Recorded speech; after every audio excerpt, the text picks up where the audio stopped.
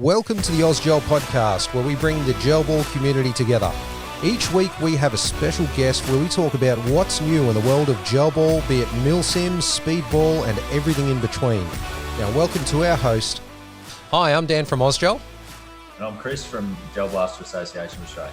And today I'm joined once again by Chris, who was previously on our live podcast, and we're going to talk about all things gel ball and South Australia.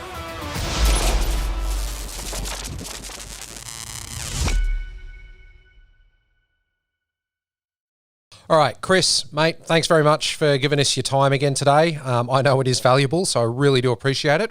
But I do believe there's been some advancements in the background as far as legal matters are concerned in gel ball and political matters. So straight off the bat, what's the latest, mate? Yeah, so if we'll sort of break it down. I guess you've probably updated people with where Queensland's at with basically working with the police minister. So nothing's changed too much on that front. There's obviously a bit of stuff that we've seen that you and I have sort of seen happening a little bit at a federal level, but we won't touch on that today. Yep. South Australia next week, I've finally a year to the date after they've come out and publicly and said that gel blasters are a firearm, remembering that they said they weren't a firearm before that. But anyway, we won't dredge that up. Yeah. We've got a meeting with the police minister next Thursday. So that'll be today. For those who are watching this podcast, you'll be viewing that today. Yep. So, so that's going ahead at 4:15. So involved in that meeting, we've actually got the Small Business Commissioner's Office, a representative from there joining us with that whole thing. And we've also got the Crown Solicitor apparently joining us for that meeting, just I think to make sure that the police minister doesn't say anything that he regrets. Makes sense. I mean, he certainly seemed to say a lot of things that he's probably regretting right now. But what's he hasn't said a thing to us. Yeah. So, no surprise there. Waited a year, so why rush into these things? So what kind of what's their rhetoric you feel moving into this meeting? Look, they're going to talk about the registrar for firearms and how they've deemed that gel blasters are a firearm. You and I know they don't meet the definition of a firearm in South Australia under their legislation. So basically they're going to go on the rhetoric around, well, we didn't like them, we banned them, we don't have to consult you, so we're just going to do what we did, which, in the interest of public safety, which, let's face it, what they've done hasn't solved any problems there. There's still 200,000 plus gel blasters in circulation in South Australia, although 1,400 have been handed back under the amnesty, I believe, but they'd be interested to see.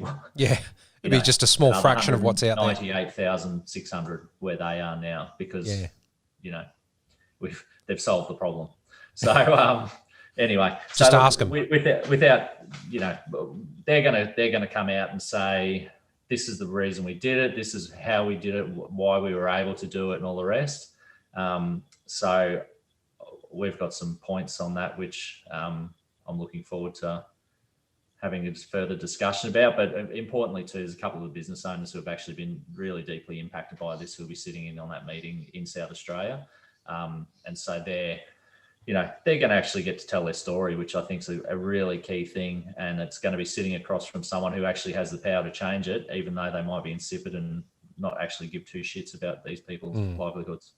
Yep. Well, I mean, they're going to be put on the spot, and I think it's, I can only take my hat off to the fact that you guys have been able to arrange this and get that FaceTime in front of the commissioner again, and the idea that he's going to be faced with people who have been impacted, who have had their livelihoods stripped away from them for no real reason other than what seems to be an opinion-based argument. I mean, what are you guys hoping to achieve out of this meeting? Look, the key thing is with South Australia, it's an election year for them. So there's an election coming up.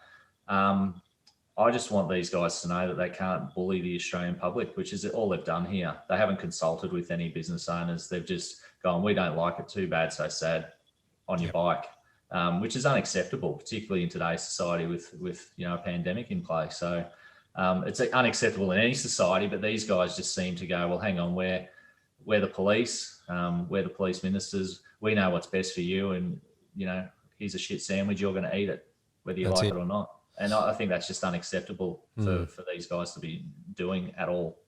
You know, the irony here is, you know, and I hear this from various state police services as well. They seem to be beating the drum of community safety, and this is in the best interests of the community.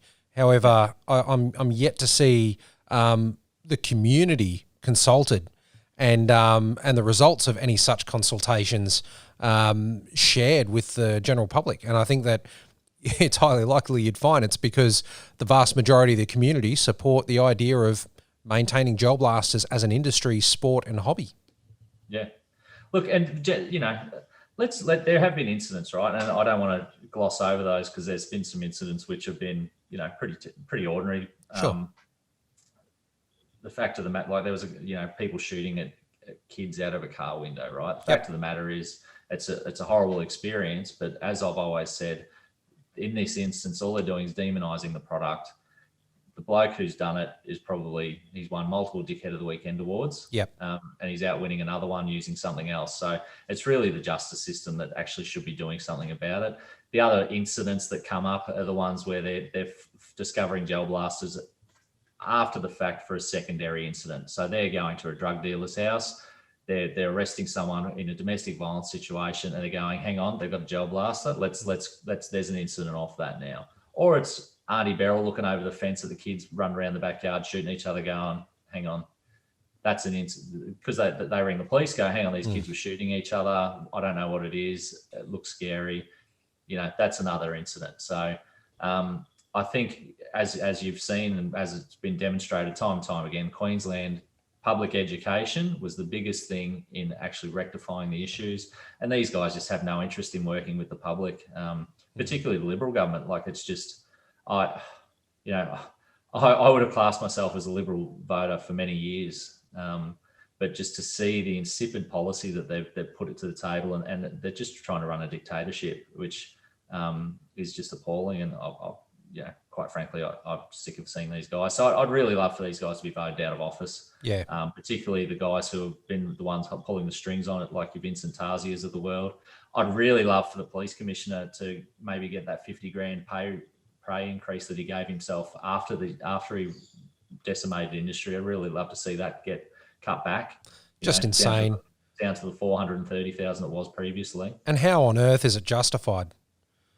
Yeah, well, I wiped out an industry, so thanks, give me another 50 grand a year on just ridiculous. Taking up close to the $500,000.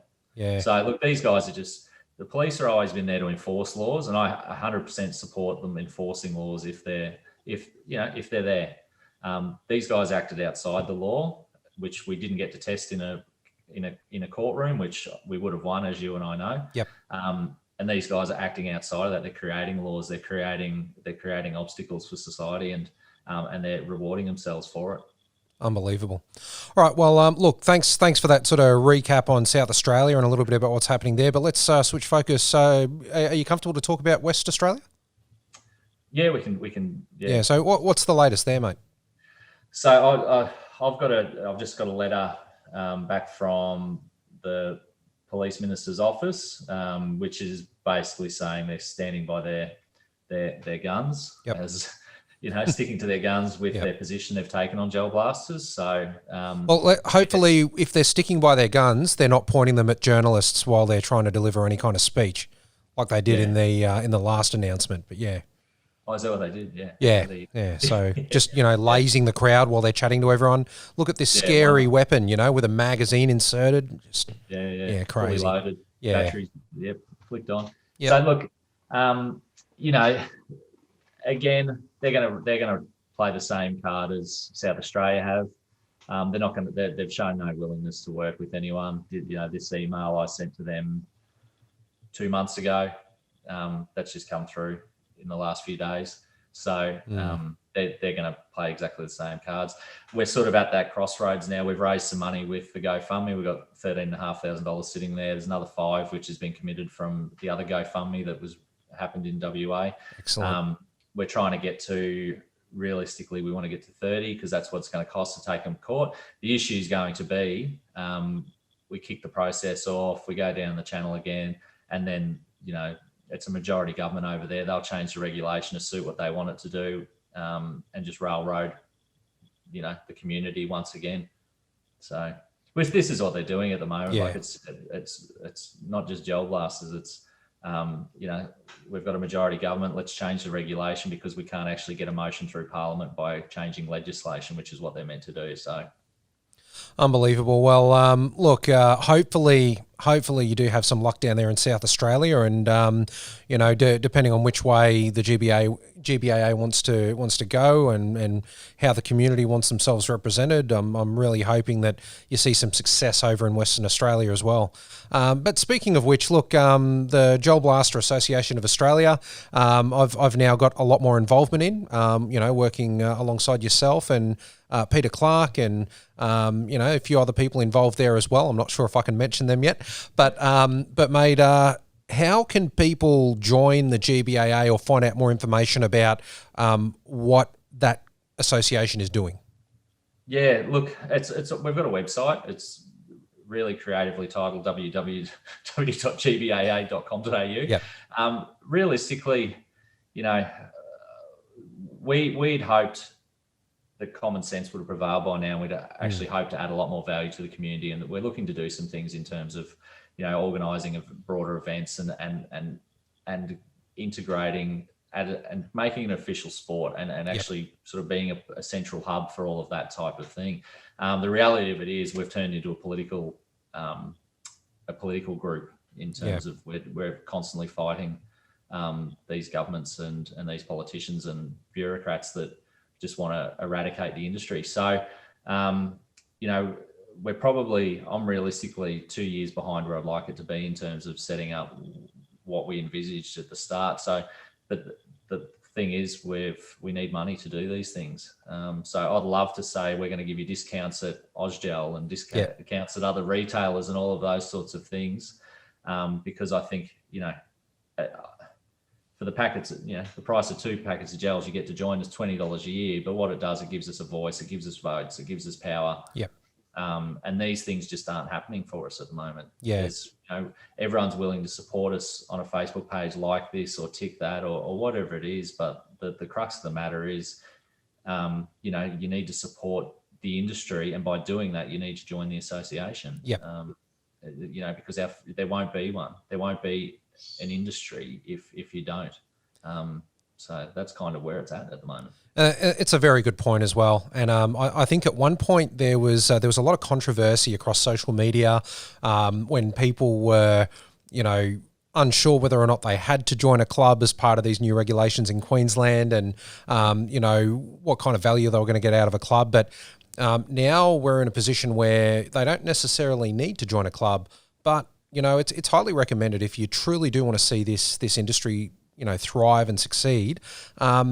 It's in the best interest to align yourself with an association who can represent you professionally. And I can tell you, for people who are listening and people who are watching this podcast, the dealings that I've had with Chris here, with Peter Clark and other people involved in the GBAA, I have full confidence that these are the right people to represent our industry. So, I'm a member of the GBAA. And I would encourage anyone else to consider membership after they've completed their own research, of course. Yeah. And look, that's what we, that's what we want. So, excellent. So all right. No one else is. There seems to be a reluctance or a general apathy in the industry and the community where people go to say, "Oh, Pete Clark's going to take care of this. Chris will take care of this. Yep. Dan will take care of this." That's not enough. Yeah. It doesn't actually help us.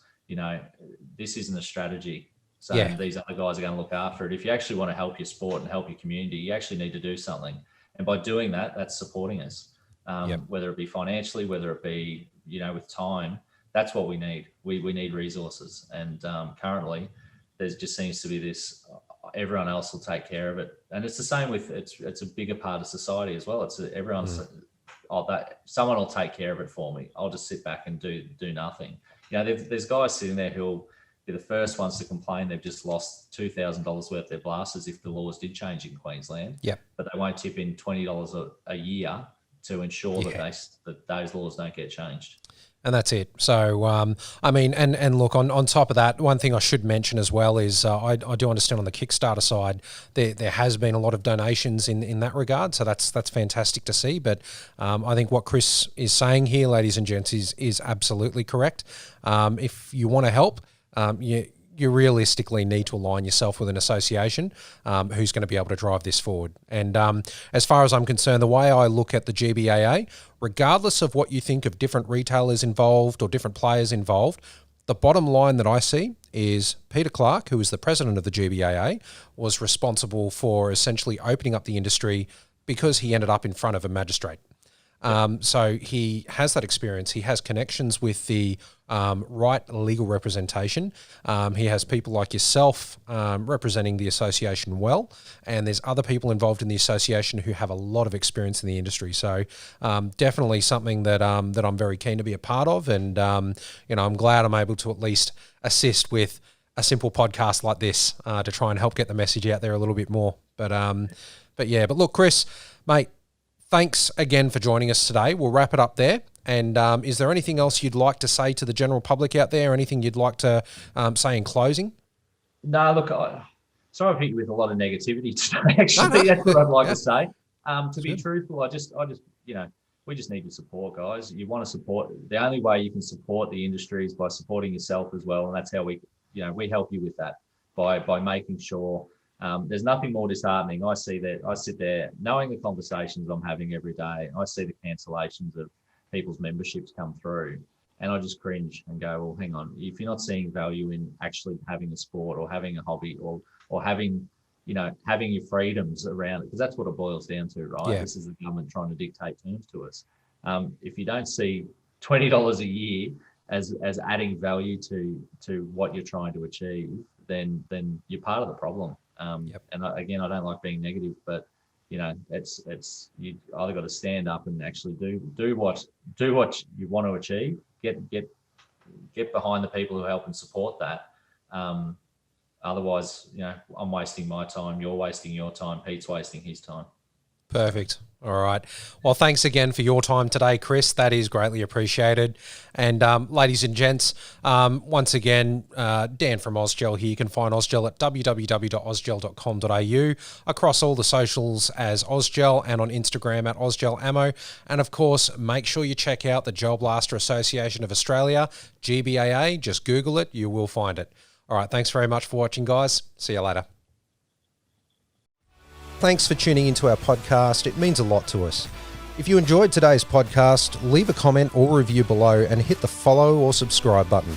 If you have any questions or want to be part of a future episode, or even want to know more about Ausgel, head to ausgel.com.au to get in touch.